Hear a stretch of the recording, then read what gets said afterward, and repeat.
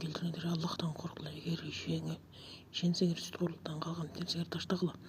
Егер сүтқорлық таштауны қаласар, оның Аллахқа анын елшісіне қарсы соғышты білілі. Егер сүтқорлық таштап тооба қылсаңар, ошол учурдагы бар болгон адал мүлкүңөрдү башы пайдасы өзүңөргө кылбагыла. Ошондо зулумдук кылбайсыңар.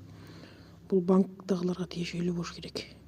Ал эми эгер ким кедейчиликтин кыйынчылыгына болсо, ал айганга чейин күткүлө 428 доолабай тургула.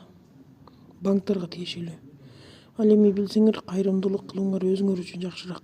Аллахка келе турган күндөн корккула, сактангыла. Ал күнү ар бир жанга кылган иши үчүн толук акысы берилип, аларга зулумдук кылынбайт. Банктагыларга